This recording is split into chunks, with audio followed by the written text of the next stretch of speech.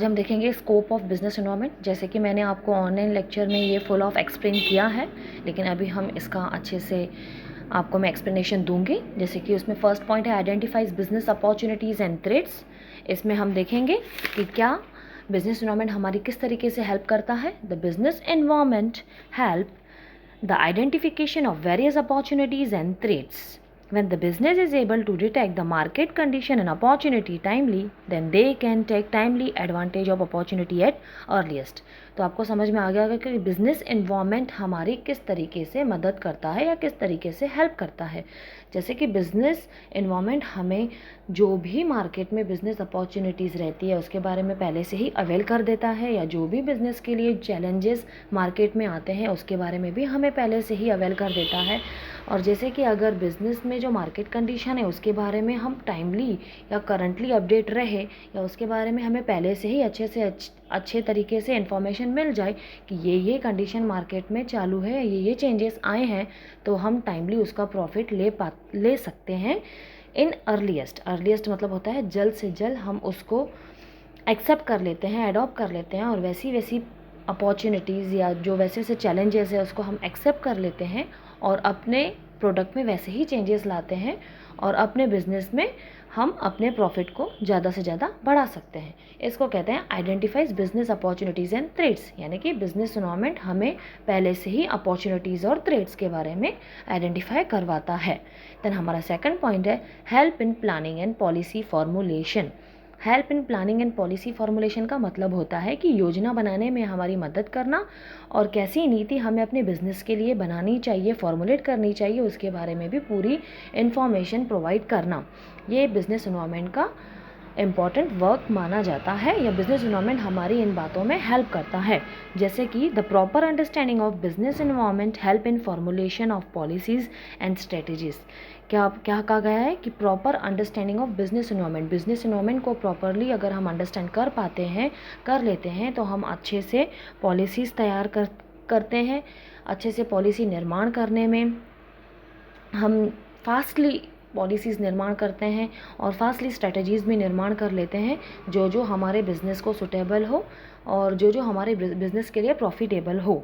It convey all current information regarding market condition. जो भी market condition चालू है उसके बारे में करेक्ट इन्फॉर्मेशन करंटली हमें पहले से ही पता चल जाती है बिजनेस एनवायरनमेंट की स्टडी के through. And all opportunities and threats are scanned through study of business environment. जो भी अपॉर्चुनिटीज़ और थ्रेट्स हमें मार्केट में पाए जाते हैं या मिलते हैं वो हम किसकी स्टडी के थ्रू पहचान सकते हैं, वो है बिजनेस एनवायरनमेंट की स्टडी के थ्रू। हमें इन सब बातों की पहले से ही जान पहचान हो जाती है, यानी कि इम्पॉर्टेंट है बिजनेस एनवायरनमेंट की study. The study of business environment is very helpful in planning and policy formulation. Then third point है हमारा प्रोवाइड यूज़फुल रिसोर्सेज। इसका मतलब होता है कि जो हमारे बिज़नेस के लिए रिसोर्सेज यूज़फुल है उनको टाइमली प्रोवाइड करना, यह है एक बिज़नेस एनवायरनमेंट का इम्पॉर्टेंट वर्क। यानी कि हम कह सकते हैं कि business environment help to provide the useful resources to the business, then businessman convert these resources into its goods and services for the demand complete of customer, for the customers satisfaction, for complete the need of customers at time। जैसे कि हम देखेंगे the factors constitute business environment are dynamic in nature. जो factors रहते हैं, आपको तो पता है बहुत सारे फैक्टर्स अवेलेबल होते हैं जो हमारे बिज़नेस के परफॉर्मेंस को अफेक्ट करते हैं, जो कि चेंज भी बहुत ज़्यादा जल्दी होते हैं। दे कीप चेंजिंग कंटिन्यूसली, वो टाइम टू टाइम जल्दी चेंज भी होते रहते हैं। And customer preference, technology, economic condition, जैसे कि कस्टमर का preference, technology, economic condition, all these are factors, they are dynamic in changes और दे आर चेंज फास्टली और they are changed from time to time, so it is very necessary for us to take them into observation at a time and to make changes in our product time to time। यानी कि हमारे product में change करो आप time to time, इन सब factors को ध्यान में रखते हुए। इन सब की जो स्टडी है करना बहुत ही ज़्यादा ज़रूरी है। इन सब की स्टडी के बारे में अपडेट रहना, यह एक बिजनेसमैन का काम रहता है, कर्तव्य रहता है, ताकि वो अपने बिजनेस को प्रॉफिट अर्न करा सके और अपनी जो उसकी स्टेबिलिटी है उसको मेंटेन कर सके। हमारा फोर्थ पॉइंट है इम्प्रूव परफॉर्मेंस, यानी कि जो बिजनेस इन्वायरमेंट है वो हमारी और हेल्प करता है कि हमारे परफॉर्मेंस को इम्प्रूव करने के लिए। जैसे कि the business environment play a very important role in improving the performance of business. जैसे कि manager update their knowledge and skill, manager को यहाँ पे रिक्वायर होता है कि अपने नॉलेज को और स्किल को वो बढ़ाए, अपडेट करे। Manager adopt suitable policies to control and improve the performance of business, manager बहुत सारी पॉलिसीज़ एंड स्ट्रेटजीज़ को एडॉप्ट करता है ताकि वो कंट्रोल कर सके हमारे बिजनेस में जो भी वेस्टेज हो रहे हैं, रिडक्शन इन कॉस्ट, और बाकी जो भी परफॉर्मेंस है हमारे बिज़नेस का उसको और ज़्यादा से ज़्यादा इम्प्रूव कर सके। हमारे बिज़नेस में अगर वेस्टेज कम होगा, रिडक्शन इन कॉस्ट होगा, तो हमारा प्रॉफिट भी बढ़ेगा। देन हमारा पॉइंट है next, help in कॉपिंग with rapid changes.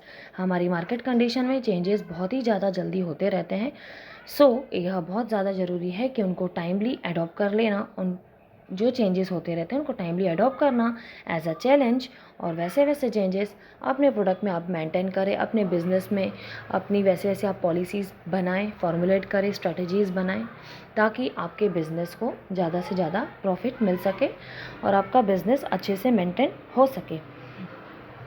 जैसे कि आपने अभी देखा कि रैपिड चेंजेस के साथ कॉपी करना यह बहुत ज़्यादा ज़रूरी होता है। Help in कॉपिंग with rapid changes, जो जो चेंजेस हमारे मार्केट में होते हैं वैसे वैसे आपको अपने बिजनेस में भी चेंजेस लाना बहुत ज़्यादा ज़रूरी रहता है। अब देखेंगे हम एनहांस बिजनेस इमेज, बिजनेस की इमेज को बढ़ाना। जैसे कि by understanding properly to the business environment को प्रॉपरली अगर हमने अंडरस्टैंड कर लिया, then we can improve the image of business by taking in mind the need of people. वैसे हम बिज़नेस की इमेज को बढ़ा सकते हैं हमारे माइंड में ये रख के कि क्या क्या लोगों की ज़रूरतें हैं समाज के वेलफेयर के लिए, जैसे कि वेलफेयर ऑफ सोसाइटी को भी ध्यान में रखना पड़ेगा, प्लान्स, सक्सेस एक्सेट्रा, यानी योजना कौन सी बनाएं और कैसे हमारे बिज़नेस को सक्सेस मिले, ये सब बातें हमें दिमाग में रखना, ध्यान में रखना बहुत ही ज़्यादा ज़रूरी होता है।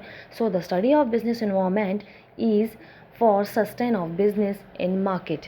जो स्टडी ऑफ बिजनेस इन्वायरमेंट है वो बहुत ही ज़्यादा ज़रूरी है अपने बिज़नेस को मार्केट में टिकाने के लिए, उसके रख रखाव के लिए। यह बहुत ज़्यादा ज़रूरी है कि हम बिज़नेस इन्वायरमेंट की टाइमली स्टडी करें और टाइमली हम अपडेट रहें।